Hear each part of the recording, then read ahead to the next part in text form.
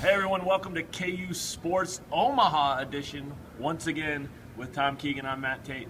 KU a 75-56 winner today over New Mexico State, advancing to the next round.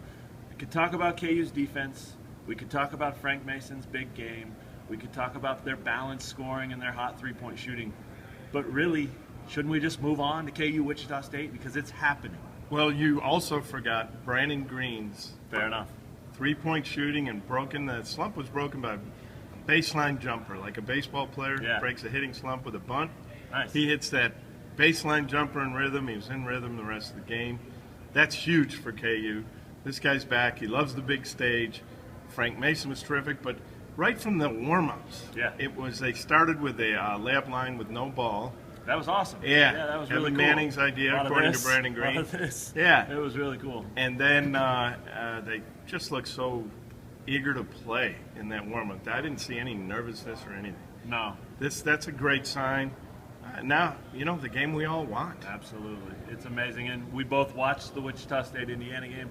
First of all, a first round, well, technically second round game. No way. I'm not buying that. That was a good basketball game. That could have been a Sweet 16 game itself. Both teams played great. Wichita State just did a little extra. I got to think it's because they wanted this game too. Well, they wanted it, yeah, but Indiana played great, made half their three-pointers.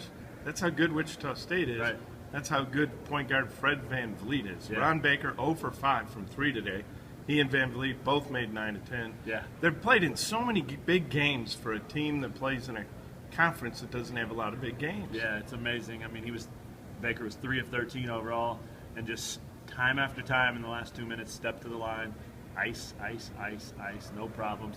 I thought for KU, though, I thought this was the most complete game I've seen them play in weeks, maybe their most complete game of the year. I mean, defensively they had it. Offensively they were in rhythm and balanced and looked good.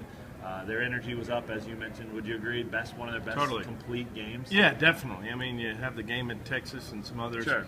And this was an opponent that would finish probably 9th in the Big Ten, the Big 12, edging out only Texas Tech. Yeah. With a couple of wars. Yeah. Battle in Lubbock. I think TCU is probably better than New Mexico State. Yeah, I would agree with that. But KU gets a lot of credit for obviously coming out, taking care of business. A lot of times, I think this hit exactly what you said yesterday. They don't have the burden of pressure. They don't have the burden of expectations, and they played like a team that had absolutely nothing to lose today. Weird to see that because so many years we've seen KU tighten up, panic a little bit. Not a hint of that today. It was really impressive. And you wonder, can they maintain that, or does the Wichita State wrench throw something into it? I don't know. No matter how big a game is because of the opponent and the schools and all that, I think surviving and advancing trumps that. Yeah, agreed. KU opens as a 1.5-point favorite over the Shockers. It already moved up to 2 in a couple of spots.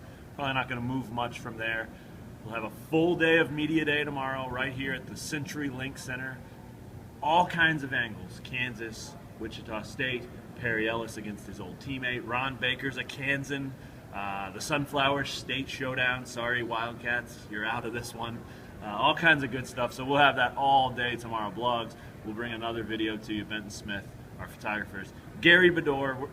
KU Wichita State, we got to do it. He's got to be on tomorrow. He's got to be. We're working on it. Okay. And we might work through the night. If I have bags under my eyes, that's because I've been working through the night trying to get Gary Bedore. The masses want Gary Bedore. That's what we've seen. They don't want you and they don't want me. No, and they want Gary Bedore. There's been at least one formal protest filed against KUsports.com articles, against a lot of things on our site because they want to see Gary. Yeah. So we got to find a way. Doesn't that make you feel great about yourself? Yeah, I'm pretty happy. Anyway, that's all we got. KU advances. Wichita State does the same thing just a couple hours later, and it is on Sunday. We don't know the game time just yet, but we'll have it on the site.